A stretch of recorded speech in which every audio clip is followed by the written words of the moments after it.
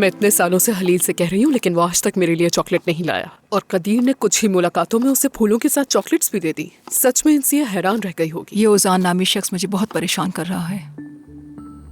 और तुम इतनी मुतमईन कैसे हो? काश उजान की इंसिया से शादी हो जाती। तौबा तौबा। ऐसा क्यों? अगर ये हो जाता तो हमारी जिंदगी सुकून में आ जाती।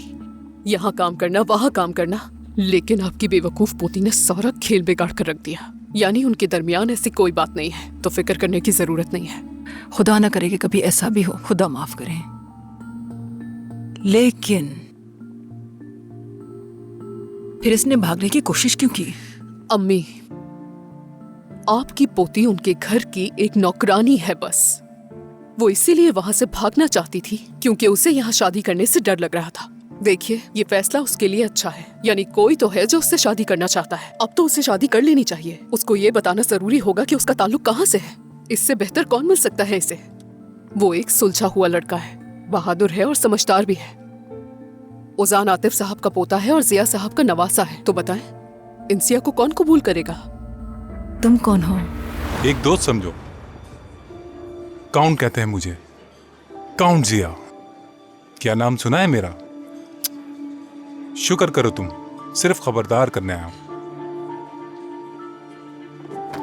बैठ जाओ, अभी बात खत्म नहीं हुई मेरी। आराम से बैठ के बात सुनो।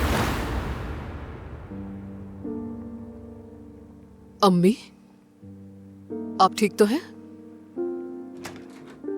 क्या कदीर चला गया है? चला गया। अगर चाय पीनी है तो ले लो वहां से। या खुदा।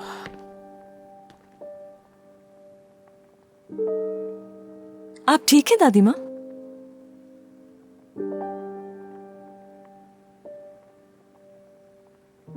दादी माँ? नहीं, सब ठीक है। तुम काम करो अपना।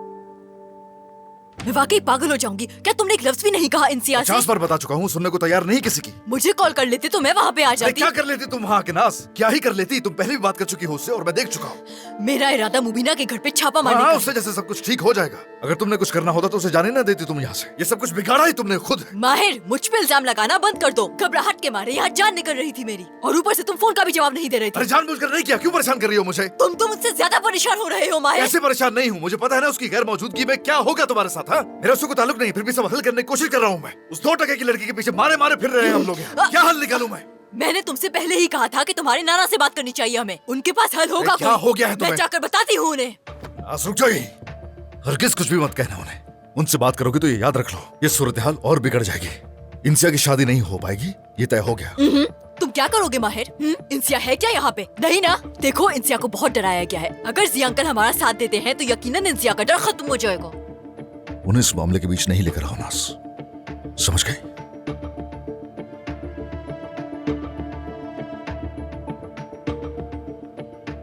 मैं तुम्हें उस गंदगी से निकाल लूंगी इंसिया।